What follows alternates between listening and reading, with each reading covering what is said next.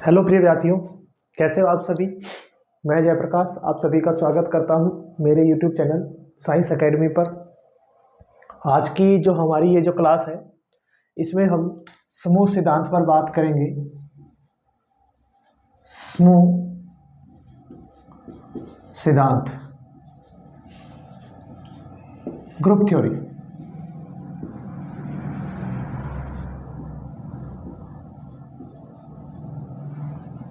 आप लोगों को मेरे YouTube चैनल पर काफ़ी सारी क्लासेस मैंने पहले भी लाइव इस ग्रुप थ्योरी पर दी हैं। आज की ये जो क्लास है, इस क्लास से आप सभी एंड तक जुड़े रहें ताकि आप लोगों को ये जो हमारा टॉपिक है समूह सिद्धांत, ये अच्छी तरह से क्लियर हो जाए। और इस टॉपिक के अंदर मैं आप लोगों को बता दूं, सबसे पहले हम लोग बात करेंगे कि समूह आता कहाँ से है, ग्रुप आता कहाँ से है। अगर हम बात करें कि ग्रुप से पहले हमें कुछ ऐसी बातें हैं जो हमें पता होनी चाहिए, जो कि सबसे पहले हम बात करते हैं समूह की, सेट की, समुच्चय की। तो व्हाट इज सेट? सेट क्या होता है? समुच्चय जो है वो परिभाषित वस्तुओं का संग्रहण होता है। परिभाषित वस्तुओं का, ऑब्जेक्ट्स का कलेक्शन। डिफाइंड ऑब्जेक्ट्स की बात करते हैं। डिफाइंड ऑब्जेक्ट्स के यहाँ पर इसलिए लिखा जाता है क्योंकि हमें उन्हें रिप्रेजेंट करना पड़ता है, उनकी कुछ वैल्यूज को साथ में लेकर के चलना पड़ता है। अनडिफाइंड वैल्यूज को हम कभी भी कलेक्शन नहीं करेंगे, ठीक है ना। तो सेट जो है वो क्या होता है, जो परिभाषित वस्तुएं हैं, जो परिभाषित संख्याएं हैं, जो परिभाषित अल्फाबेट्स हैं, उन सभी का ही संग्रहण हम लोग समुच्चय में करते हैं। परिभाषित, ध्यान रखिएगा। इसमें कंफ्यूजन रहता है कि परिभाषित है, परिभाषित और काल्पनिक है। काल्पनिक के अंदर डिफरेंस आ जाता है कई बार। तो काल्पनिक जो है वो कहीं ना कहीं परिभाषित वाली स्थिति में आती हैं, ये ध्यान रखिएगा, ठीक है ना। तो समुच्चय के बाद हमें एक चीज और पता होनी चाहिए जिसे हम बोलते हैं द्विधारी सहक्रिया, बाइनरी ऑपरेशन। बाइनरी ऑपरेशन, द्विधारी सहक्रिया। देखिए, जब तक आपके पास समुच्चय और बाइनरी ऑपरेशन दोनों नहीं है तब तक हम ग्रुप पर बात नहीं कर सकते, समूह पर बात नहीं कर सकते। तो किसी भी समूह के लिए हमें एक समुच्चय की आवश्यकता होती है, एक सेट की आवश्यकता होती है, और साथ के साथ हमें बाइनरी ऑपरेशन की जरूरत होती है, द्विधारी सहक्रिया की भी जरूरत होती है। तो अगर हम बात करें कि हमने एक समुच्चय लिया है और एक साथ में ऑपरेशन ले लिया है, तो समुच्चय भी हमें कौन सा लेना है, इसमें भी काफी कंफ्यूजन्स रहते हैं बच्चों को, स्टूडेंट्स को। तो बाइनरी जो सेट है, हमारा समुच्चय है, वो आपको ध्यान रखना है कि नॉन वॉइड सेट ही आप लोगों को यहां पर लेना है। नॉन वॉइड सेट, अरिक्त समुच्चय, आप लोगों को यहां पर सिर्फ हमेशा अरिक्त समुच्चय की ही बात करनी है। आप एक अरिक्त समुच्चय क्यों लेते हैं? क्योंकि जब हम किसी भी समुच्चय में कोई भी एलिमेंट लेंगे ही नहीं तो वॉइड सेट होता है, एम्प्टी सेट होता है, रिक्त समुच्चय होता है, और उसके एलिमेंट्स को हम आपस में ऑपरेट ही नहीं कर पाएंगे, सहक्रिया ही नहीं लगा पाएंगे। इसीलिए यहां पर हम लोग नॉन वॉइड सेट लेते हैं, क्योंकि उसके एलिमेंट्स पर हमें कहीं ना कोई ऑपरेशन जरूर लगाना पड़ेगा। तो अगर हमें वहां पर कोई ना कोई ऑपरेशन जरूर लगाना पड़ेगा तो हमें यहां पर क्या करना होगा कि कोई एलिमेंट चाहिए, और एलिमेंट किस में होंगे? जो नॉन वॉइड सेट होगा, जो अरिक्त समुच्चय होगा। अब ये बात आती है कि हमारे पास में एक नॉन वॉइड सेट भी आ गया है, हमारे पास में बाइनरी ऑपरेशन भी आ गया है। तो इन दोनों से मिल करके जो अलजेब्रिकल स्ट्रक्चर बनती है, जैसे मैं एक सेट ले लेता हूं ए और साथ में मैंने बाइनरी ऑपरेशन ले लिया स्टार, तो इस अलजेब्रिकल स्ट्रक्चर को, बीजीय जो स्ट्रक्चर है, इसे हम समूह कहते हैं, या समूह को लिखने का जो तरीका है वो हम कह सकते हैं कि पहले सेट आता है और उसके साथ में ऑपरेशन लिखा जाता है। ये जो नॉन वॉइड सेट है वो इस किसी भी बाइनरी ऑपरेशन के लिए कुछ इंपॉर्टेंट प्रॉपर्टीज होती हैं, उनको फॉलो करता है, उनको दर्शाता है।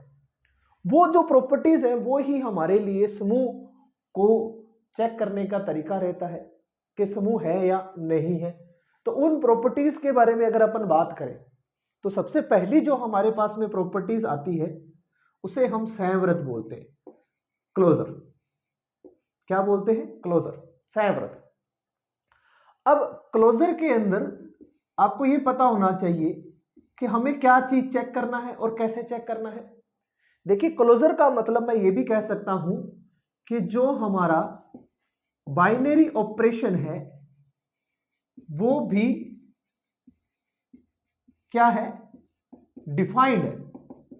जो द्विधारी सहक्रिया है, जो द्विधारी सहक्रिया है, उसका परिभाषित होना क्या कहलाता है? उसका परिभाषित होना क्या कहलाता है? संवृत कहलाता है। कहने का मतलब जब भी हम कोई भी ऑपरेशन लेते हैं तो उसका क्लोज्ड होना जरूरी है किसी भी सेट के लिए।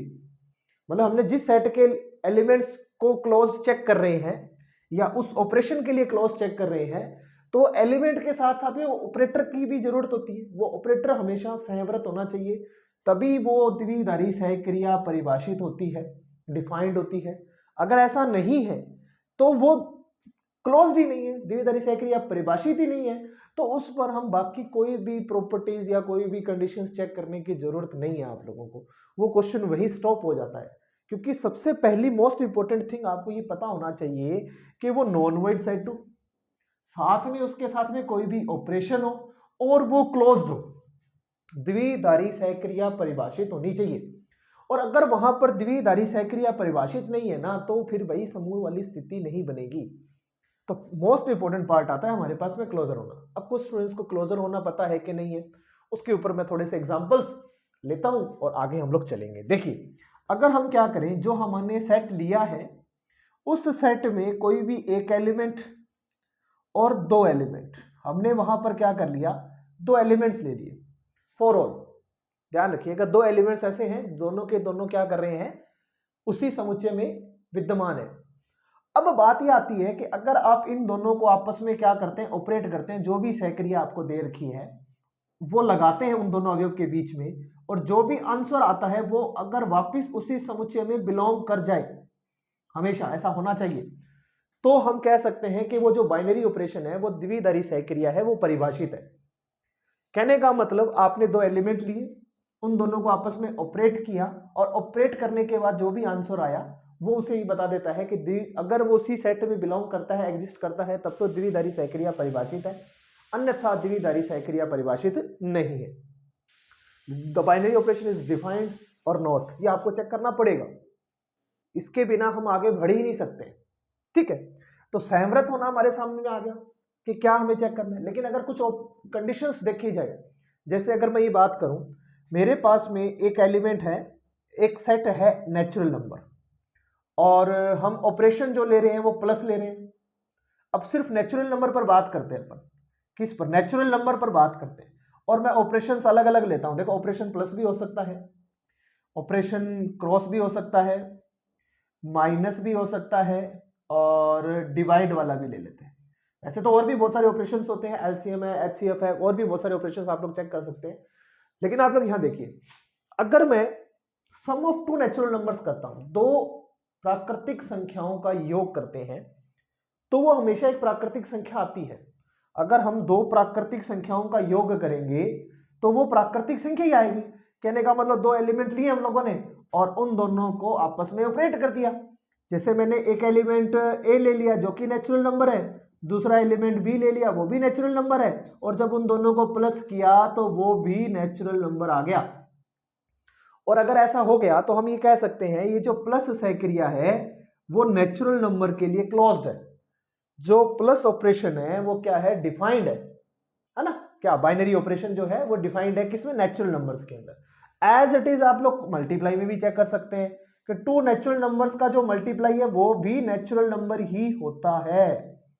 दो नंबर्स का मल्टीप्लाई भी नेचुरल नंबर होता है, ये बात भी सही है। तो मल्टीप्लाई भी नेचुरल नंबर के लिए क्या हो गया, क्लोज्ड हो गया, डिफाइंड हो गई। अगर हम सब्सट्रैक्शन की बात करते हैं, माइनस की बात करते हैं, तो a minus b doesn't exist वाली कंडीशन आती है। अब कोई कहेंगे सर कैसे, अब कुछ लोगों को सिर्फ सिंपल वाला एग्जांपल समझ में आता है, जैसे 2 - 1 ले लिया, तो वो लोग सोचते हैं सर यहाँ तो 2 - 1 तो एग्जिस्ट करता है ना, लेकिन हमें जरूरी नहीं है कि हमें बड़ी वैल्यू में से छोटी वैल्यू घटानी है। अगर आप यहाँ पर 1 - 2 करेंगे देन वो वैल्यू -1 आएगी, वो कभी भी नेचुरल नंबर नहीं होता, डजंट एग्जिस्ट, विद्यमान ही नहीं होगा, बिलोंग ही नहीं करेगा। अगर मैं 1 - 1 भी कर लेता हूं तो 0 होगा, वो तो कभी भी नेचुरल नंबर नहीं होता है। तो दो एग्जांपल बहुत है। आप लोगों को ये ध्यान देना है कि कोई भी कंडीशन अप्लाई होने के लिए वो हर बार ऐसा हो, हमेशा जरूरी नहीं है कि अगर आपको एक ऐसी कंडीशन मिल गई जो उस कंडीशन को फॉलो नहीं करती है, उस शर्त को नहीं दर्शाती है, तो आप उसको नोट की कंडीशन में लिखेंगे, वो क्लोज नहीं है। आप उसको ऐसे नहीं कहते कि सर एक ही तो कंडीशन है छोड़ दो, छोड़ने से नहीं चलेगा, ध्यान रखिएगा। इसके बाद में डिवाइड भी एज इट इज हो जाता है, क्योंकि जब हम किसी भी एक एलिमेंट में दूसरे एलिमेंट का डिवाइड करते हैं तो हर बार नेचुरल नंबर नहीं आएगा, तो वो भी नॉट बिलोंग्स टू हो जाता है। तो कहीं ना कहीं प्लस ऑपरेशन जो है वो क्लोज्ड होता है, मल्टीप्लाइंग ऑपरेटर जो है वो भी क्लोज्ड हो सकता है, लेकिन डिफरेंस और जो डिवाइड वाला होता है वो क्लोज नहीं होता है। बाइनरी ऑपरेशन जो है वो नेचुरल नंबर्स में डिफाइंड नहीं होती है। तो अब अगर आप यहां पर होल नंबर्स ले लो, होल नंबर्स भी लोगे तो भी प्लस ऑपरेटर डिफाइंड होगा, क्लोज्ड होगा, मल्टीप्लाई भी डिफाइंड हो जाएगा, बट यहां पर भी सब्सट्रैक्शन और डिवाइड वाला जो मेथड है, जो ऑपरेशन है, वो भी क्लोज की कंडीशन होगी। अगर मैं यहां पर बात करता हूं इंटीजर की, अगर मैं यहां बात करता हूं इंटीजर की पूर्णांकों के लिए, तो आप लोग सोचिए जरा क्या होगा, क्या ये क्लोज्ड होगा?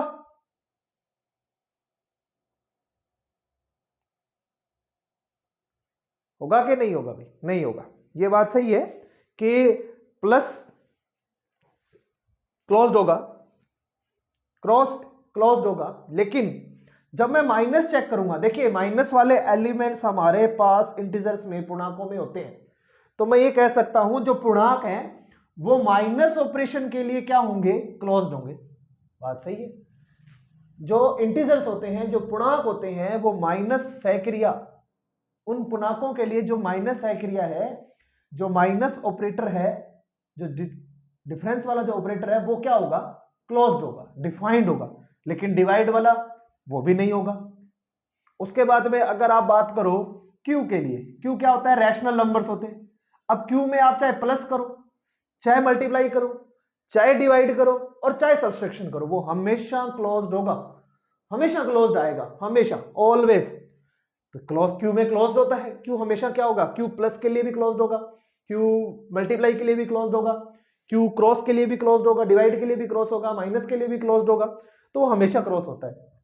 उसके बाद में आप रियल नंबर और उसके आगे भी बात कर सकते हो। तो हमारा ये पहली कंडीशन आ गई क्लोज्ड। इसके बाद हमें क्या चेक करना है? देखिए, इसके बाद मैं बात करता हूं नेक्स्ट जो हमारी कंडीशन है जिसे हमें ध्यान देना है, उस कंडीशन का नाम आता है एसोसिएटिविटी। क्या नाम है? एसोसिएटिविटी, साहचर्यता।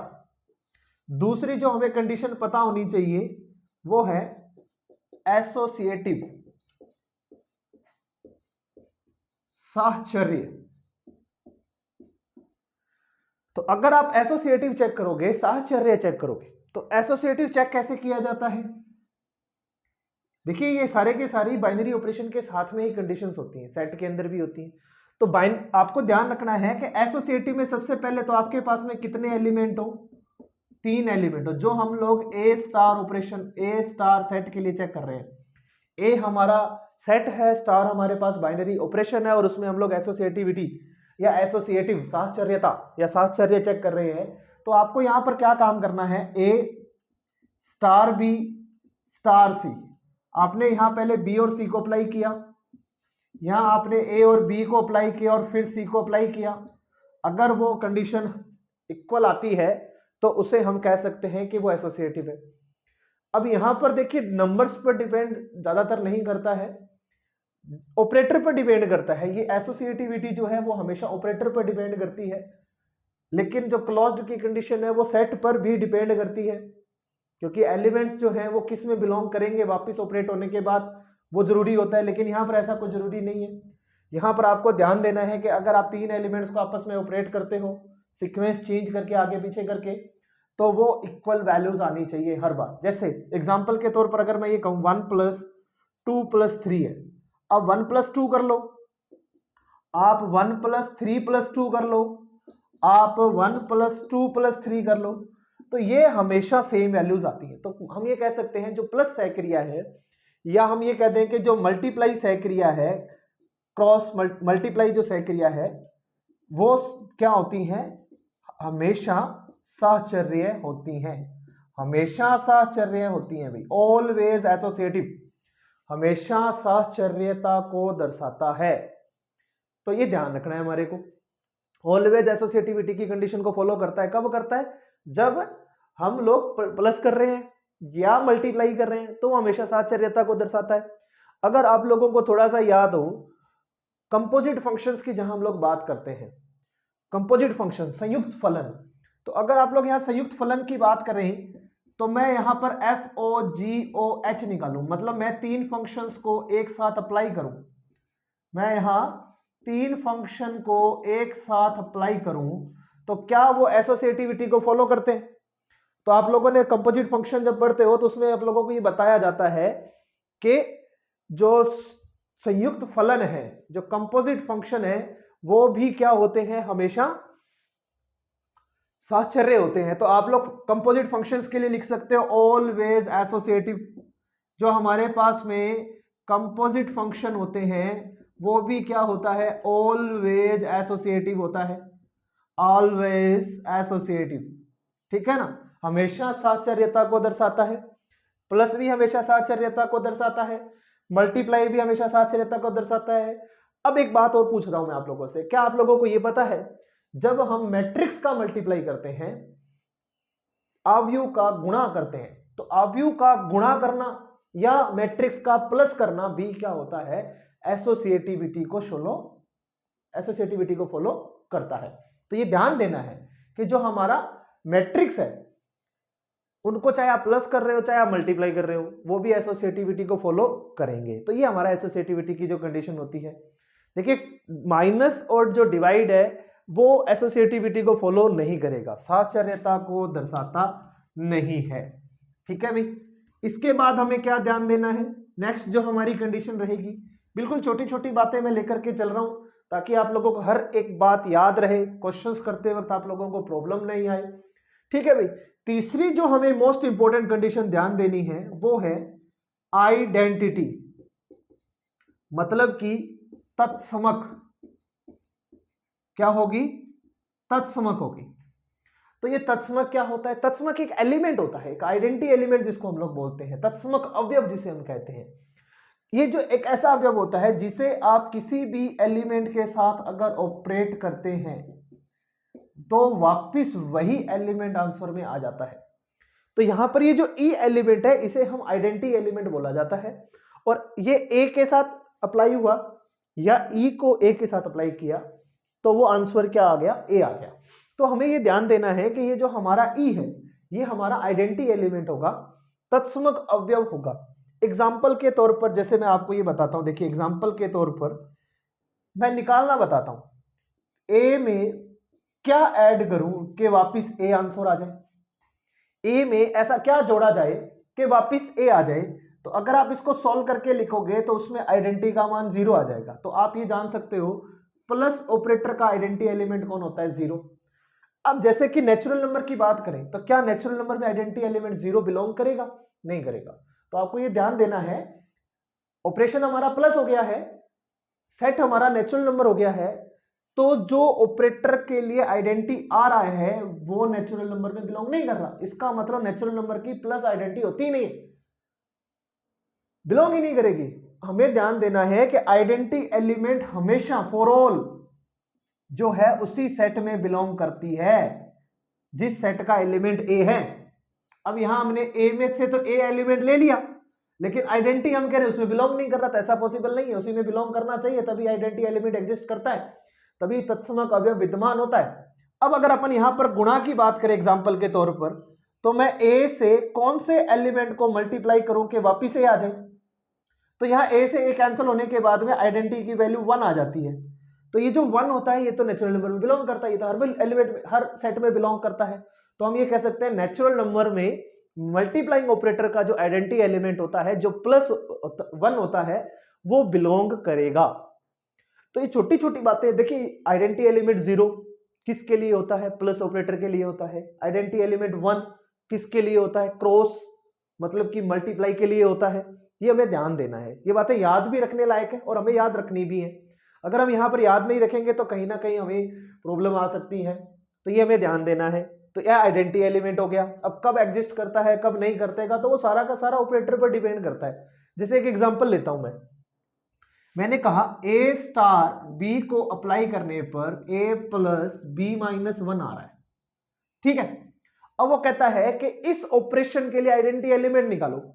तो हमें क्या करना है, हमें उस ए के साथ एक आइडेंटिटी एलिमेंट ले लेना है और उसका आंसर वापिस ए ले लेना है। तो अगर आप ध्यान से देखें तो यहां बी की जगह हमने आइडेंटिटी एलिमेंट लगाया है, तो जैसा ऑपरेशन उसने हमें डिफाइंड किया है उसमें इस बी की जगह ई पुट कर दो, ई लगा दो। तो जब मैं यहां पर ई लगाऊंगा तो ये हमारे पास ए आ जाएगा और ए से ए कैंसिल होने के बाद आइडेंटिटी की वैल्यू क्या आ जाएगी? 1 आ जाएगी। तो इस तरह से हमारे को उसको सॉल्व करना है, मतलब हमें इस कंडीशन को लेकर के चलना है और जिस तरह से ऑपरेशन दिया होता है उसमें वैल्यू पुट कर देनी है, वहां से आइडेंटिटी की वैल्यू निकालनी है। जैसे एग्जांपल के तौर पर एक ही मैं और ले लेता हूं, a star b is equal to a plus b minus 1 ले लिया जैसे। तो यहां से अगर आपसे आइडेंटिटी एलिमेंट पूछा जाए तो आप इसे लिखेंगे a star is equal to a plus b plus 1 कर देना, यहां plus 1 equal to A.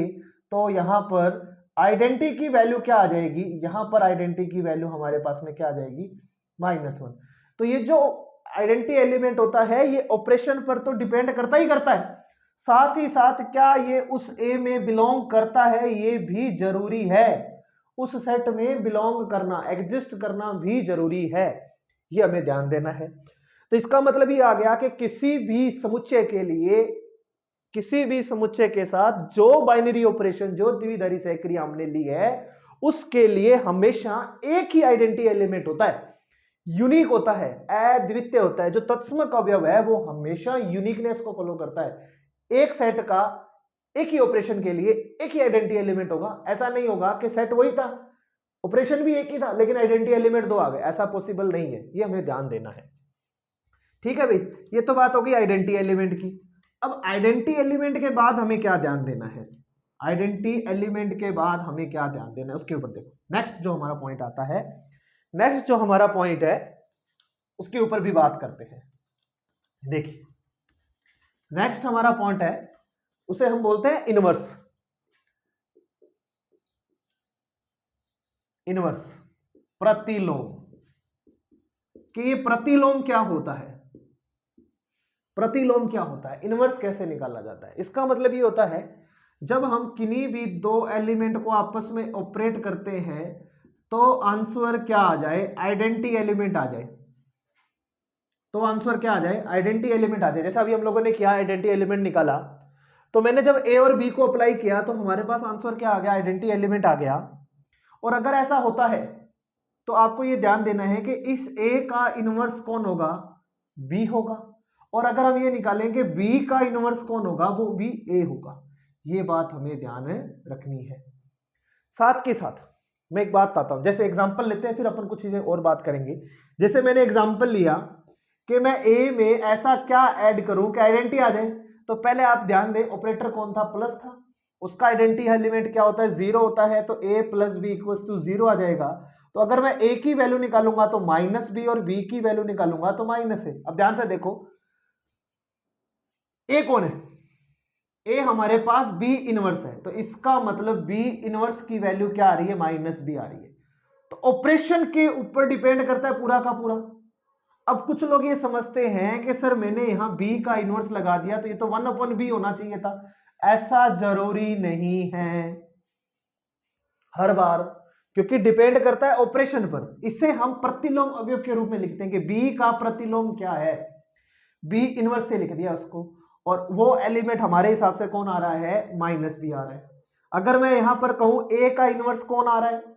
a का इनवर्स अगर आप निकाल रहे हो तो वो माइनस ए आ रहा है। इसका मतलब क्या हुआ? अगर आपके पास में ऑपरेटर प्लस है, जैसे 5 है, तो इसका इनवर्स कौन होगा? -5 होगा, और दोनों को अप्लाई करेंगे तो आंसर 0 ही आएगा। तो प्लस ऑपरेटर जब आपके पास में हो तो उसका इनवर्स आपसे निकालना हो तो वो हमेशा माइनस एलिमेंट होगा, प्लस एलिमेंट का माइनस वाला होगा और माइनस वाले का प्लस। जैसे -5 का इनवर्स पूछूं मैं आपसे तो वो प्लस का 5 हो जाएगा, क्योंकि जब मैं -5 में ऐसा क्या ऐड करूं, क्योंकि ऑपरेशन हमारे पास में ऐड है, जोड़ना है, और क्या जोड़ा जाए कि वो आइडेंटिटी एलिमेंट आ जाए, तो वो प्लस का 5 होगा। +5 के लिए हम लोग किसको लेंगे, -5 को लेकर के चलेंगे। ये भी बात हमें पता होनी चाहिए, ठीक है भी। अब आगे देखते हैं, ये तो बात हो गई हमारे इनवर्स की। अब मल्टीप्लाई के लिए चेक कर लो चाहे आप लोग, जैसे हमने मल्टीप्लाई किया a गुणा b is equal to identity element होना चाहिए, मल्टीप्लाई किया, और a मल्टीप्लाई b की वैल्यू हमारे पास में क्या आ रही है, 1 आ रही है, आइडेंटिटी एलिमेंट 1 होता है मल्टीप्लाई के लिए। तो आप मुझे बताइए कि मैं यहां पर अगर b इनवर्स निकालूंगा तो b इनवर्स का मतलब क्या है, किसकी वैल्यू निकालनी है हमें, a की वैल्यू, और a की वैल्यू हमें अगर निकालनी है तो वो हमारे पास में क्या आएगा, देखिए 1/b आएगा। तो b इनवर्स की वैल्यू 1/b है। जैसे 5 को मैं किस से मल्टीप्लाई करूं, 1/5 से करूंगा तभी वो 1 आएगा।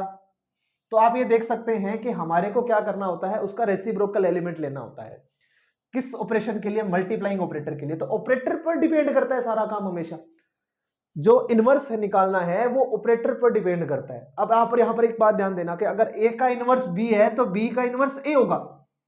ये भी हमें ध्यान देना है कि अगर किसी एक एलिमेंट का इनवर्स आपके पास में है तो उस एलिमेंट का इनवर्स वो पहले वाला एलिमेंट होगा, इस बात को हमें ध्यान देना है। जैसे 5 का इनवर्स कौन है, 1/5 है, तो 1/5 का इनवर्स 5 होगा, तभी वो 1 आएगा, नहीं तो वो 1 नहीं आएगा। अब मैं जो बात बता रहा था, एक तो बात ये मैंने बता दी कि वो एक दूसरे के प्रतिलोम होते हैं, और ये जो प्रतिलोम होते हैं ये भी यूनिक होते हैं। मतलब अगर आपके पास में एक सेट ले लिया है, एक ग्रुप की बात कर रहे हो और ऑपरेशन भी एक ही है, और इसके अंदर आपके पास कोई एक एलिमेंट है, तो इसका जो इनवर्स है वो भी यूनिक होगा। ऐसे नहीं है कि एक एलिमेंट के दो या दो से एलिमेंट अधिक इनवर्स आ रहे हैं, तो ऐसा नहीं हो सकता है। एक एलिमेंट का एक ही इनवर्स आएगा, एक ही ऑपरेशन के लिए, एक ही सेट के लिए, ये हमें ध्यान देना है। दूसरी बात ये मैंने कह दी कि ए का इनवर्स बी होगा, बी का इनवर्स क्या होगा, ए होगा। इसके बाद हमें क्या ध्यान देना है कि अगर आप किसी एलिमेंट का इनवर्स निकाल चुके हो और उसका इनवर्स फिर से आप निकालते हो तो वो वापिस वही एलिमेंट आ जाता है, वापिस वही एलिमेंट आ जाएगा। ये भी बात हमें पता होनी चाहिए, क्योंकि ये क्वेश्चंस क्या होता है कि जब हम लोग कॉम्पिटिटिवली एग्जाम देते हैं, जो विद्यार्थी फर्स्ट ग्रेड और सेकंड ग्रेड की तैयारी कर रहे हैं, तो उन लोगों के लिए इस तरह के क्वेश्चन काफी बार एग्जाम से पूछे जाते हैं। तो मेरी ये जो क्लास है ऐसा नहीं है कि बीएससी के स्टूडेंट्स के लिए रहेगी, जो बीएससी फर्स्ट ईयर के स्टूडेंट है उनके लिए। इसमें हम लोग है ना हर लेवल की बात कर रहे हैं, हर पॉइंट टू पॉइंट बात करेंगे। तो अभी तो आप लोगों ने बिल्कुल स्टार्टिंग 0 लेवल से इसको मैंने शुरू किया है आप लोगों के लिए, बिल्कुल 0 लेवल से है, ठीक है ना। तो ये हमें ध्यान देना है। अब देखिए आगे हम लोग बात करते हैं, नेक्स्ट जो हमारा पॉइंट है, नेक्स्ट हमारा जो पॉइंट रहेगा वो आएगा कम्यूटेटिविटी, क्रम विनिमेयता। कम्यूटेटिविटी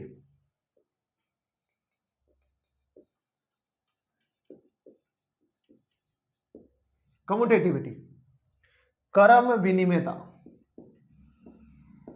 क्रम विनिमेयता या क्रम विनिमय, सीधे सीधी बात कर सकते हैं। तो आपको यहां पर क्या करना है, दो ही एलिमेंट लेने हैं और दोनों को आपस में ऑपरेट करना है सीक्वेंस चेंज करके। अगर वो दोनों वैल्यूज क्या आ जाती हैं, इक्वल आ जाती हैं, a star b, b star a की वैल्यू, तो उसे हम लोग कम्यूटेटिविटी कंडीशन बोलते हैं। अगर जैसे कि मैं बात करूं a प्लस बी या b प्लस ए की बात करूं तो प्लस एक्रिया हमेशा कम्यूटेटिव होता है। मल्टीप्लाई की बात करें तो मल्टीप्लाई भी हमेशा क्या होता है, कम्यूटेटिविटी को फॉलो करता है।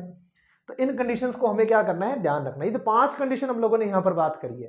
कितनी कंडीशंस पर बात कर ली, 5 कंडीशंस पर हम लोगों ने यहां पर बात करी है। इन्हीं 5 कंडीशन के हिसाब से हमारे को काफी सारे सेट्स के ऊपर अपन यहां पर बात करने वाले हैं, काफी सारे समूह के ऊपर अपन यहां पर बात करने वाले हैं।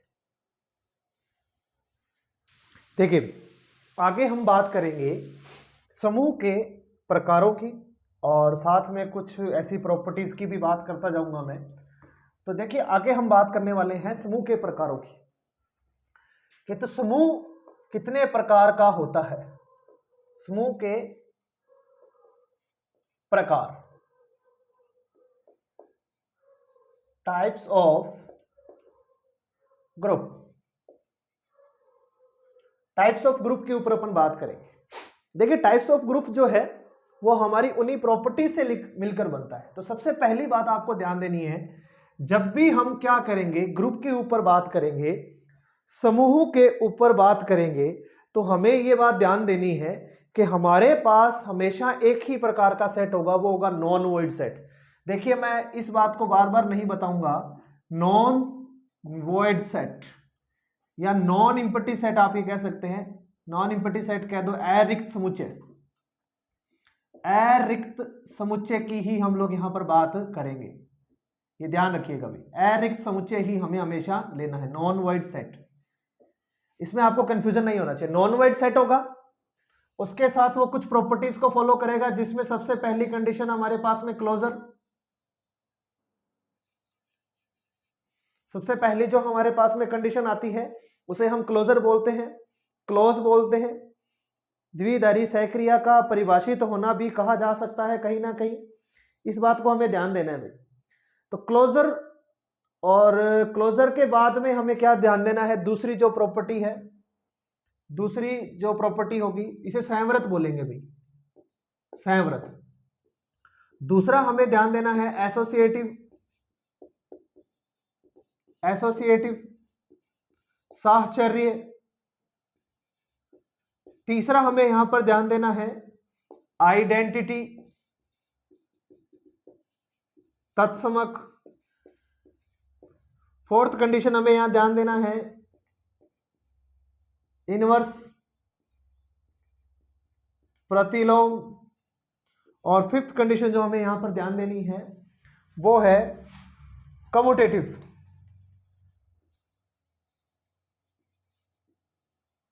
क्रम विनिमय।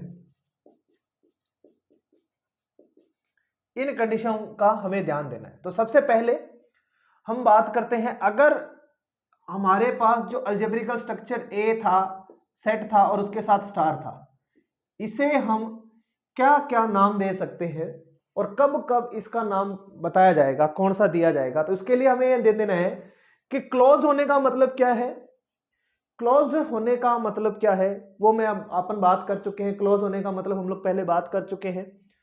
तो अगर वो क्लोजर की बात करता है, संव्रत की बात करता है और सिर्फ ही संव्रत है, ओनली ऑन क्लोज्ड है, कि जो ये बाइनरी ऑपरेशन है इस समुच्चय के साथ सिर्फ क्लोज्ड की प्रॉपर्टी को फॉलो करता है, उसे हम यहां पर समूहाभ मतलब कि कल्प समूह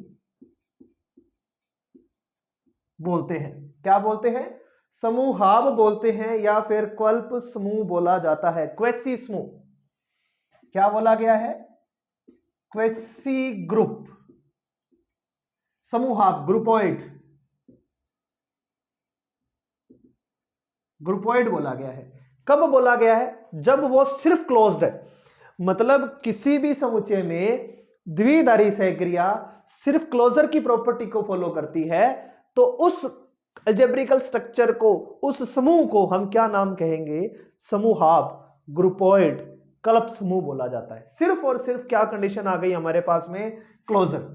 अब अगर हम क्या कहते हैं कि वो इन दो कंडीशन को फॉलो करता है, मतलब 1 नंबर और 2 नंबर दोनों कंडीशन को फॉलो करता है, संव्रत और साहचर्य, क्लोज्ड और एसोसिएटिव दोनों कंडीशन को फॉलो करेगा, तो उस ग्रुप का नाम क्या हो जाएगा, देन उस ग्रुप का जो नाम है वो हमारे पास सेमी ग्रुप होता है, सामी समूह होता है, सेमी ग्रुप, सामी समूह, ये हमें ध्यान देना है। तो सामी समूह में कौन कौन सी कंडीशंस आती हैं, कल्प समूह में कौन कौन सी कंडीशन आती हैं।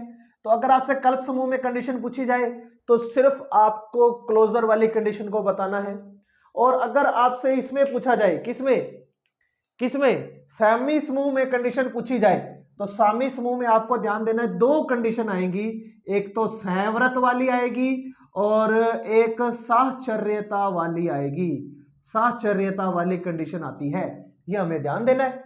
तो दो कंडीशंस को ये यहां पर दर्शाएगा, कौन कौन सी कंडीशन को दर्शा रहा है, क्लोज्ड और एसोसिएटिव। अगर हम बात करें कि वो थर्ड कंडीशन आइडेंटिटी के साथ आ जाता है, मतलब पहली, दूसरी और तीसरी तीनों कंडीशन को लेकर के चलता है, कौन कौन सी तीनों कंडीशन है, क्लोज्ड है, एसोसिएटिव है और आइडेंटिटी है। इसकी वजह से जो हमारे पास में ग्रुप का टाइप आता है उसे हम क्या नाम देते हैं, देखिए उसे हम कहते हैं मोनोइड, मोनोइड। ठीक है, क्या नाम दिया गया है उसे, मोनोइड नाम दिया गया है। अगर वो तीन कंडीशन को फॉलो करते हैं, अब तीन कंडीशन हमारी कौन कौन सी है, क्लोजर है, एसोसिएटिव है और आइडेंटिटी है। मतलब वो सबसे पहले सहवर्त की कंडीशन को दर्शाएगा, क्योंकि बाइनरी ऑपरेशन का डिफाइंड होना बहुत जरूरी है। उसके बाद में एसोसिएटिविटी, साहचर्यता को दर्शाएगा। उसके बाद में वो आइडेंटिटी को फॉलो करेगा, तत्समक अवयव को दर्शाएगा। और अगर वो इन तीन शर्तों को दर्शाता है, इन तीनों कंडीशन को फॉलो करता है, तो उसे हम क्या बोलते हैं, मोनोइड बोलते हैं। अगर हम यहां पर बात करेंगे इनवर्स की, मतलब कि अगर वो फर्स्ट, सेकंड, थर्ड और फोर्थ इन चारों कंडीशन को फॉलो करेगा, तो उसे हम क्या नाम दे देंगे, ग्रुप। क्या नाम दे देंगे, ग्रुप का। इसे हम समूह बोलेंगे भाई, सिर्फ और सिर्फ समूह। जैसा कि हमारे चैप्टर का नाम है, टॉपिक का भी नाम है, क्या नाम दे दिया हम लोगों ने इसको, समूह। एक नाम और यहां पर बोला जाता है जिसे हम क्या बोलते हैं, non Abelian group, non Abelian group. Non Abelian group, प्रति अबेली समूह बोला जाता है, यह नाम भी उसको दिया गया। अब कब दिया गया है, जब वो चार कंडीशन को फॉलो करता है। कौन कौन सी को, क्लोज्ड, एसोसिएटिव, आइडेंटिटी और इनवर्स। सहव्रत, साहचर्य, तत्समक और प्रतिलोम की कंडीशन को अगर वो दर्शाता है तो उसे हम क्या बोलेंगे, ग्रुप बोलेंगे, समूह बोलेंगे। ये हमें ध्यान देना है। और अगर हम वहां पर बात करते हैं कम्यूटेटिविटी की, कर्म विनिमयता की, कम्यूटेटिविटी की बात करेंगे, कर्म विनिमयता की बात करेंगे, मतलब वो पांचों कंडीशन को फॉलो करेगा, तो उस ग्रुप का नाम एबेलियन ग्रुप होता है। एबेलियन ग्रुप, क्या नाम आ गया, अबेली समूह। इसे हम कर्म विनिमय ग्रुप भी बोलते हैं, कम्यूटेटिव ग्रुप भी कहा जा सकता है। क्या कह सकते हैं, कम्यूटेटिव ग्रुप भी कहा जा सकता है। कर्म विनिमय समूह, कर्म विनिमय समूह भी हम इसे कह सकते हैं। तो अगर वो कम्यूटेटिव ग्रुप है, कर्म विनिमय समूह है, तो हम उसे कौन सी कंडीशंस चेक करेंगे, उसमें हम 5 कंडीशंस चेक करेंगे। सबसे पहले हम क्लोज चेक करेंगे, उसके बाद हम एसोसिएटिव, फिर आइडेंटिटी, फिर इनवर्स और फिर कम्यूटेटिव। जो पांचों कंडीशंस को फॉलो करेगा उसे हम क्या नाम देते हैं, एबेलियन ग्रुप कहते हैं, कम्यूटेटिव समूह कहा जाता है। तो ये हमारे टाइप्स हैं। इसमें एक नाम आप लोगों को और मिलेगा जिसके ऊपर मैं बात कर लेता हूं, हमारे दिया गया है वो भी, जिसे हम बोलते हैं लूप। भाई क्या बोला गया है, लूप। लूप क्या होता है, लूप के अंदर क्या होती है, दो कंडीशन आती है। कौन कौन सी आती हैं, एक तो क्लोज्ड वाली और एक आती है आइडेंटिटी वाली। मतलब कि वो सिर्फ सहव्रत और तत्सम की शर्त को ही दर्शाता है, उसे हम एक नाम दे देते हैं लूप। जो सहव्रत और तत्सम की कंडीशन को फॉलो करेगा, पहली और तीसरी कंडीशन को फॉलो करेगा, उसे हम क्या नाम दे देते हैं, लूप नाम दे देते हैं। तो ये जो छोटी छोटी बातें मैं धीरे धीरे बिल्कुल स्लो मोशन में आप लोगों को बता रहा हूं, तक क्योंकि क्या होता है कि स्टूडेंट्स को, कैंडिडेट्स को ये प्रॉब्लम रहती है कि कब कौन सी कंडीशन आएगी। तो आप लोगों को इसे अच्छी तरह से याद कर लेना है, माइंड में सेटअप कर लेना है। जब आप एक बार दो बार इसको रीड आउट करोगे तो ये अपने आप याद रहना शुरू हो जाता है। और ये जो अलजेब्रा का जो ग्रुप पार्ट है ये बहुत ही आसान है भाई। स्टूडेंट्स को लगता है कि मुश्किल पार्ट है, लेकिन ये बिल्कुल भी मुश्किल नहीं होता है, ये हमें पता होना चाहिए। बिल्कुल भी मुश्किल नहीं है, ये बिल्कुल भी मुश्किल नहीं है। आगे देखिए भाई, आगे हम लोग बात करेंगे एडिशनल मॉड्यूलो और मल्टीप्लाइंग मॉड्यूलो की। तो ये एडिशनल मॉड्यूलो क्या होता है, योज्य मॉड्यूलेशन बोला जाता है हिंदी में इसे, योज्य मॉड्यूलो, और इसे बोला जाता है गुणन मॉड्यूलो, गुणन मॉड्यूलेशन। इसका मतलब क्या है, इस चीज को समझना भाई, ठीक है। देखिए पहले तो लिखने का तरीका मैंने यहां लिखा हुआ है कि अगर आप a plus b equal to R लेते हो, ये r जो है वो रिमाइंडर है, कब है, शेषफल है। a प्लस बी में मोड n का मतलब क्या हो गया कि a प्लस बी में आपको n का भाग देना है, और n का भाग देने के बाद आपको हमेशा शेषफल आंसर देना है। एक तो आप इसको ऐसे लिख सकते हो, दूसरा अगर आप इसको ऐसे नहीं लिख रहे हो तो आप इसको ऐसे भी डायरेक्ट लिख सकते हो। क्या कर दिया कि a प्लस एन बी, तो a और b को प्लस करने के बाद ये प्लस के बेस में जो लिखा गया है उसका भाग करना है, और उसका भाग करने के बाद डिवाइड करने के बाद आपको जो आंसर देना है वो शेषफल वाला देना है। इसको रिप्रेजेंट करने का तरीका ये भी रहता है कि आपको क्या करना है, a प्लस बी करो, अगर वो n से लेस देन है, किस इस बेस वाले n से छोटा है तो वही आंसर आएगा, और अगर वो n से बड़ा या बराबर है तो उसमें से ये जो n है वो घटाया जाता है। ये r लिख दिया मैंने गलती से, ये n ही आएगा, ठीक है, n को घटाया जाता है। अब देखिए एग्जांपल के तौर पर मैं आपको देखता हूं, जैसे जैसे हमने यहां लिखा 2 मल्टीप्लाई 6 और 4 लिख लिया, तो इसका आंसर क्या आने वाला है, प्लस की बात कर रहे हैं हम लोग, तो +2 + 4 कितना हो जाएगा 8, और 8 में जब 6 का डिवाइड करोगे तो रिमाइंडर कितना आने वाला है 2। तो आपको ध्यान देना है, उसका आंसर हमें रिमाइंडर देना है।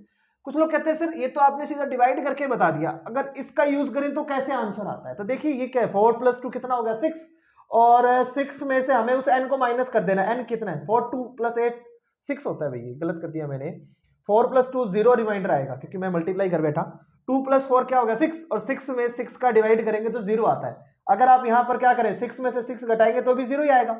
एग्जांपल के तौर पर और ले लेता हूं मैं, जैसे 3 + 6 और 5 ले लिया, तो ऐड करने पर अब कितना आ रहा है ये 8, और 8 में डिवाइड करेंगे 6 का तो 2, और आप वैसे करके देख लो 3 + 5 - 6, तो आंसर अभी भी क्या आने वाला है 2 ही आने वाला है।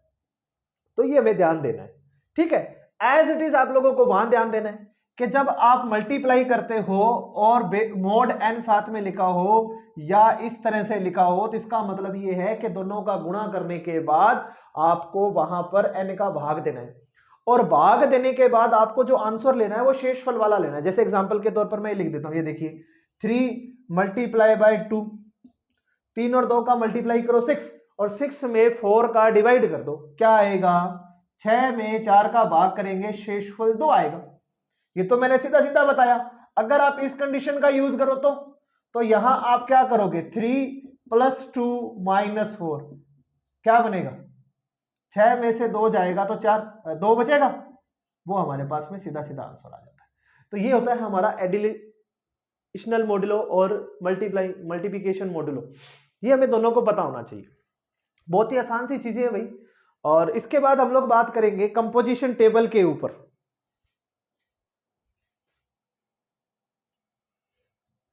देखिए आगे हम बात कर रहे हैं कंपोजिशन टेबल पर, सहक्रिया सारणी पर। तो सहक्रिया सारणी क्या होती है और कैसे बनाई जाती है और क्यों बनाई जाती है। तो सहक्रिया सारणी हम तब बनाते हैं जब हमारे पास नंबर ऑफ एलिमेंट फाइनाइट हो, अवयव की संख्या क्या हो, गिनी जा सके या दी गई हो, तब हम लोग क्या कर सकते हैं कंपोजिशन टेबल बना सकते हैं, और हमें बनाने भी चाहिए।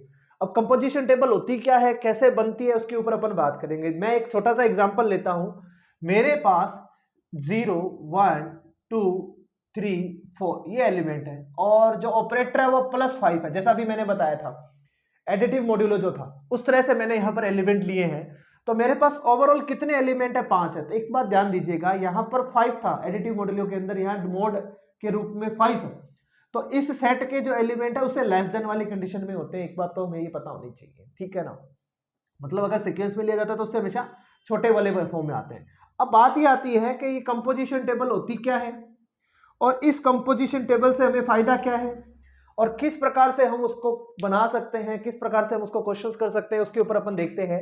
तो सबसे पहले मैं आपको ये बता दूं, जब भी टेबल हम बनाते हैं तो उसमें सबसे पहली जो रो होती है इस कंपोजिशन टेबल में, उस पहली रो को मैं यहां पर मेन रो का नाम दे दूंगा, मुख्य पंक्ति दे दूंगा, और जो हमारा पहला स्तंभ होगा उसे हम मेन कॉलम का नाम दे देंगे, मुख्य स्तंभ। और ये जो पहला बॉक्स होगा यहां पर हमारा क्या आएगा, ऑपरेटर आता है। यहां पर हमारा जो ऑपरेटर है, जो सहक्रिया है, उसे लिखा जाता है। और इस मेन रो के अंदर हमारे वो सारे एलिमेंट आ जाएंगे जो एलिमेंट हमारे सेट के अंदर है। तो 0 है, 1 है, 2 है, 3 है और 4 है। एज इट इज हम लोग फर्स्ट कॉलम के अंदर भी इन एलिमेंट्स को लिख लेंगे, एज इट इज हम लोगों को फर्स्ट कॉलम के अंदर भी इसे लिख लेना है। अब आपको क्या करना है, इन एलिमेंट्स को आपस में ऑपरेट करना है, सहक्रिया लगानी है, और सहक्रिया लगा करके जो भी आंसर आएगा उसे इस टेबल में लिखना है, वो हमारी कंपोजिशन टेबल होगी। अब इस कंपोजिशन टेबल से क्या होता है, जो चार पांच प्रॉपर्टीज के ऊपर मैं बात कर रहा था अभी, जैसे क्लोज्ड है, एसोसिएटिव है, आइडेंटिटी है, इनवर्स है, कम्यूटेटिव है, वो आप यहां से एक साथ चेक कर सकते हो।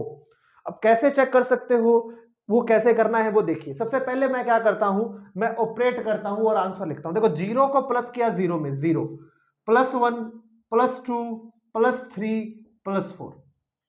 तो अगर मैं जीरो को किसी भी एलिमेंट में प्लस करूंगा तो वही आंसर आना है। अब मैं 1 को प्लस करता हूं सभी एलिमेंट्स के अंदर, तो 1 को प्लस करूंगा जीरो में, 1 2 3 4। अब लास्ट में जैसे ही मैंने यहां ऐड किया, 1 प्लस 4 कितना आ गया, 5।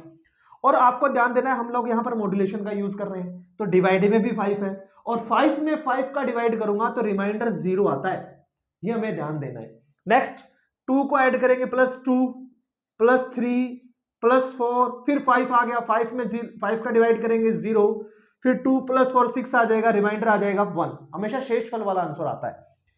3 को ऐड करेंगे, देन 3 4 5 0 6, रिमाइंडर 1 हो जाएगा, और 7 आने पर रिमाइंडर 2 हो जाएगा।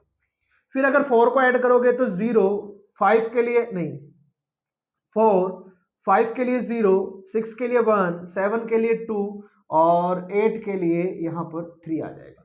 तो ये जो हमारी टेबल बन गई है, मुख्य रो और मुख्य पंक्ति, मेन कॉलम और मेन रो हमारे पास में है। एक चीज मैं साथ के साथ और बता देता हूं, फिर मैं आगे काम करूंगा। यहां पर हम लोग एक चीज और बनाते हैं जिसे हम कहते हैं मुख्य स्तंभ। और मुख्य स्तंभ जो होता है, जैसे कि हम लोग हमारी मैट्रिक्स में बनाते हैं, ये हमारा क्या होता है, मुख्य स्तंभ होता है, मेन डायगोनल बोला जाता है, मुख्य विकर्ण स्तंभ नहीं, गलत बोल दिया मैं, मेन डायगोनल की हम लोग यहां पर बात कर रहे हैं, मुख्य विकर्ण की हम लोग यहां पर बात कर रहे हैं। अब देखिए, जो प्रॉपर्टीज थी हमारे पास में, जैसे सबसे पहला जो हमारी प्रॉपर्टी थी वो थी क्लोज्ड, मतलब कि सैवृत चेक करना जाए। और सैवृत का मतलब ये था कि जो भी ऑपरेशन आप लोगों ने लगाया एलिमेंट्स के बीच में, तो जो आंसर आ रहा है वो हमारा उसी सेट में बिलोंग करना चाहिए। आप मुझे ये बताइए, मेन रो के अंदर तो वो वाले एलिमेंट थे जो हमें दिए हुए थे, मेन कॉलम के अंदर भी वो वाले एलिमेंट थे जो हमें दिए हुए थे, लेकिन जब मैंने इन अब सभी एलिमेंट्स को आपस में ऑपरेट किया तो यहां आंसर लिखा, इस टेबल के अंदर मैंने उनका आंसर को लिखा, तो इसमें कोई भी एलिमेंट ऐसा है जो यहां पर नहीं हो। इसका मतलब all elements belongs to the set, जो सभी अवयव है वो इस समुच्चय में बिलोंग कर रहे हैं। और अगर ऐसा है तो हम ये कह सकते हैं वो क्लोज्ड की प्रॉपर्टी को फॉलो कर रहा है। तो आप ये कह सकते हो कि हमारी जो कंपोजिशन टेबल है, सहक्रिया सारणी है, उसके अंदर जो भी एलिमेंट है, every element belongs to the set, प्रत्येक अवयव उसी समुच्चय में बिलोंग कर रहा है, क्योंकि हमने जब आपस में ऑपरेट किया, ऑपरेट करने के बाद जो भी एलिमेंट आया वो बिलोंग कर रहा है, तो इसलिए वो क्लोज्ड है। तो पहली प्रॉपर्टी आपको सिर्फ देखने मात्र से पता लगी कि वो क्लोज्ड है कि नहीं है। सेकंड जो प्रॉपर्टी आती है वो आती है भाई एसोसिएटिव। अब मैं एसोसिएटिव के बारे में एक बात बता देता हूं, जब भी आप, चाहे आप एडिटिव मॉड्यूलो यूज कर रहे हो, चाहे आप मल्टीप्लाइंग मॉड्यूलो यूज कर रहे हो, हमेशा साहचर्य होता है। तो चाहे आप वहां पर एसोसिएटिव चेक करना चाहते हैं एडिटिव मॉड्यूलो के लिए, योज्य मॉड्यूलेशन के लिए, या गुणन मॉड्यूलेशन के लिए, हम लोगों ने यहां पर ऑपरेटर क्या लिया है उस पर ध्यान से देखो। ऑपरेटर यहां पर योज्य मॉड्यूलेशन है, और एडिटिव मॉड्यूलेशन जो होता है वो हमेशा साहचर्य है, एसोसिएटिव होता है, ऑलवेज एसोसिएटिव होता है, तो चेक करने की जरूरत ही नहीं है। फिर भी अगर आप चेक करना चाहो तो कोई भी 3 एलिमेंट ले लो और उनको आपस में ऑपरेट करो। जैसे एग्जांपल के तौर पर ये देखिए भाई, 2 + 5 3 + 5 4 और ले लिया, ऐसे इनको आगे पीछे कर लेता हूं, तो जैसे मैं 2 + 5 3 + 5 4 ले लिया। अब अगर आप इनका आंसर निकालोगे तो मुझे बताओ क्या आएगा, 2 + 3 क्या आ गया, 5, 5 में 5 का डिवाइड किया, 0 + 5 4, और ये भी आंसर क्या आएगा, 4 आएगा। अगर आप उधर चेक करते हैं तो ये तो 2 है ही, और ये +5 है ही, 3 + 4 क्या होता है, 7 में 5 का डिवाइड करेंगे 2 आएगा, और यहां पर आंसर भी 4 आने वाला है। तो ये एसोसिएटिविटी को फॉलो करता है। ठीक है, चेक करके दिखाना चाहते हैं तो आप यहां पर दिखा सकते हैं, कोई प्रॉब्लम नहीं है। नेक्स्ट कंडीशन, तीसरी जो कंडीशन आती है वो होती है तत्समक की, आइडेंटिटी की। देखिए आइडेंटिटी कैसे चेक किया जाता है, किसमें, जब हम लोग सहक्रिया सारणी बनाते हैं। तो आप लोगों को क्या देखना है, मैंने देखो मेन रो मेन कॉलम की बात इसीलिए करी ताकि आप लोगों को पता चल जाए। अब हमारी ये मुख्य पंक्ति है और ये जो मुख्य पंक्ति है, ये मुख्य पंक्ति एज इट इज कहां आ गई वापिस से, ये देखो यहां आ गई, कहां आ गई, यहां आ गई। और अगर ये यहां गई तो कौन से एलिमेंट के सामने आई है, जीरो के, तो वो जो जीरो है वो हमारा आइडेंटिटी एलिमेंट आ गया। अगर आप ऐसे नहीं देखना चाहते हो, आप ऐसे देख लो, कैसे कि हम लोगों ने उसका मेन कॉलम उठाया, वो एज इट इज कहां पर आ रहा है, ये देखो यहां आ रहा है, और वो कौन से एलिमेंट के सामने आ रहा है, जीरो के सामने आ रहा है, तो इसीलिए आइडेंटिटी एलिमेंट हमारा क्या है, जीरो है। आइडेंटिटी एलिमेंट भी चेक हो गया, क्या जीरो हमारा इस सेट के अंदर बिलोंग करता है, हाँ भाई वो इसमें बिलोंग कर रहा है, और अगर वो बिलोंग कर रहा है तो आइडेंटिटी एलिमेंट एग्जिस्ट भी कर रही है, किसमें, हमारे सेट के अंदर। नेक्स्ट जो प्रॉपर्टी आती है वो आती है इनवर्स, कि इनवर्स कैसे चेक किया जाए, प्रतिलोम कैसे निकाला जाए, किसमें, इसी टेबल के अंदर से। तो टेबल के अंदर से इनवर्स निकालने का मतलब, उससे पहले मैं आपसे एक बात पूछता हूं या बताता हूं, जब हम दो एलिमेंट को आपस में ऑपरेट करते हैं तो आंसर क्या आना चाहिए, आइडेंटिटी एलिमेंट हमारे पास में क्या है, जीरो। अब आप इस पूरी टेबल में देखो जीरो कहां कहां आया है, तो सबसे पहले जीरो यहां आया है, जीरो यहां आया है, तो जीरो का इनवर्स जीरो है, क्योंकि जीरो को जीरो से अप्लाई करने पर जीरो आया है, तो आप ये लिख सकते हैं जीरो का इनवर्स जीरो ही है। अब एक बात और बता देता हूं, जब भी हम आइडेंटिटी एलिमेंट का इनवर्स निकालते हैं, जब भी हम आइडेंटिटी एलिमेंट का इनवर्स निकालते हैं तो वो आइडेंटिटी एलिमेंट ही होता है। तो यहां आइडेंटिटी एलिमेंट हमारे पास कौन था, जीरो था, और आइडेंटिटी एलिमेंट का इनवर्स जो है वो भी आइडेंटिटी एलिमेंट ही होता है। अब देखिए नेक्स्ट बात, अगला आइडेंटिटी एलिमेंट कहां पर आया, ये देखो यहां आ गया, यहां आ गया, तो 1 और 4 के अपोजिट है, तो आप ये लिख सकते हो 1 का इनवर्स कौन है, 4 है। मैंने बताया था इनवर्स निकालते वक्त अगर 1 का इनवर्स 4 है तो 4 का कौन होगा, 1 होगा, तो 4 वाली टेबल में देखो ये रहा आइडेंटिटी एलिमेंट, तो 4 का इनवर्स कौन है, 1 आएगा, ये बात आपको ध्यान देना है, ठीक है। अब अगर अपन 3 का इनवर्स निकालेंगे तो वो कौन आ रहा है, 2, तो 2 का कौन आ रहा है, 3, ये देखिए 2 का 3, 3 का 2, तो आप डायरेक्ट लिख सकते हैं 2 का इनवर्स हमारे पास 3 है और 3 का इनवर्स हमारे पास में 2 आ गया। अब एक बात और बताता हूं, देखो ये बात इंपॉर्टेंट है, जो भी कॉम्पिटिटिव एग्जाम्स की तैयारी कर रहे हैं, वरिष्ठ अध्यापक गणित और व्याख्याता भर्ती गणित के लिए जो तैयारी कर रहे हैं उनके लिए यहाँ पर इंपॉर्टेंट पॉइंट आता है। जब भी एडिटिव मॉड्यूल होता है ना, जब भी एडिटिव मॉड्यूल होता है, अब आपको कोई भी एक एलिमेंट ले लिया ए और आपसे इसका इनवर्स पूछे तो आप उसको n-a कर दो, डायरेक्ट सीधा सीधा n-a कर दो। आपके पास में जैसे 3 पूछा है तो 5 में से 3 घटा दो, 2 आएगा, आंसर कौन है, 2 आ गया। ये ध्यान देना है कि जब भी आपसे इनवर्स पूछा जाता है तो डायरेक्ट जो भी n है, आपका मोड n यूज कर रहे हैं हम लोग, उसमें से उसी एलिमेंट को घटा दो जिसका इनवर्स आपसे पूछा गया है। तो a का इनवर्स n-a होता है, सीधा सीधा चेक हो गया। लास्ट जो हमारा पॉइंट है वो है कम्यूटेटिविटी, क्रम विनिमेयता। 5th पॉइंट हम लोग चेक करने जा रहे हैं, कम्यूटेटिव, क्रम विनिमेयता। अब कम्यूटेटिव कैसे चेक करते हैं, मैंने यहां पर मुख्य विकर्ण को बनाया है, मुख्य विकर्ण को बना के रखा है। अब मुख्य विकर्ण मैंने इसीलिए बनाया है ताकि हम लोगों को यह पता चल जाए कि हम लोग यहां पर जो कम्यूटेटिव है वो कैसे चेक करेंगे। देखिए ये बात है ना, ये बात मैं बता देता हूं, देखिए सुनिए ध्यान से इस बात को, कम्यूटेटिविटी निकालना है, ये मैंने मुख्य विकर्ण बनाया है, ये जो मैंने मुख्य विकर्ण बनाया है इसके दोनों ओर के जो अवयव है वो क्या होने चाहिए, समानुपाती, या हम कह देते हैं सिमेट्रिक, सममित होने चाहिए। मुख्य विकर्ण के दोनों ओर के अवयव देख सकते हो आप लोग, मुख्य विकर्ण के दोनों ओर के अवयव आप लोग देख सकते हो क्या है, क्या है, सममित है। और अगर ऐसा है तो हम ये कह सकते हैं कि हमारी कंपोजिशन टेबल जिन ऑपरेटर के लिए यूज हो रही है वो क्या होता है, कम्यूटेटिव है।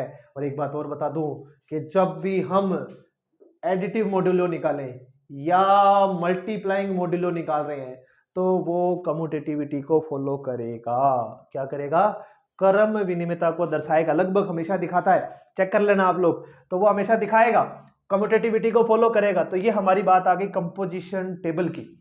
अब कंपोजिशन टेबल पर है ना, मैं एक क्वेश्चन और आप लोगों को करवा देता हूं ताकि मल्टीप्लाई वाला भी जो कॉन्सेप्ट है वो भी हमारे को यहाँ पर क्लियर हो जाए।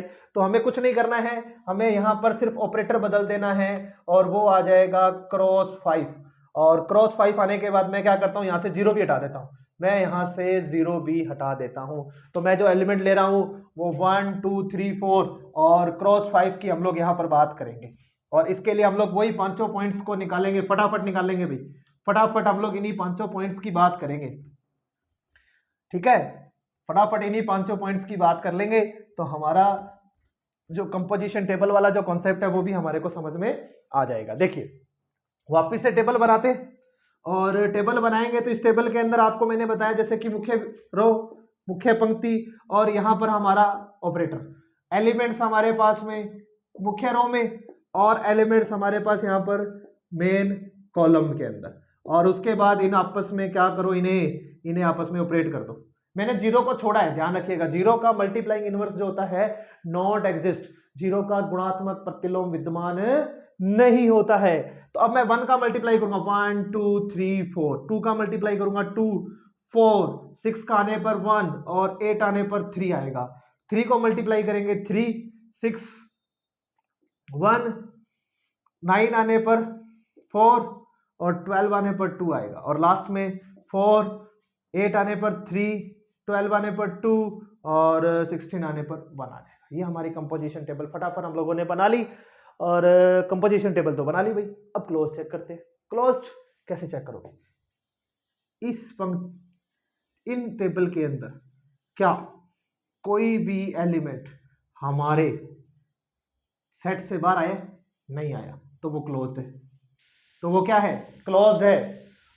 एसोसिएटिविटी चेक करना चाहो चेक कर लो, मैंने कह दिया मल्टीप्लाइंग मॉड्यूलेशन हमेशा साहचर्य होता है।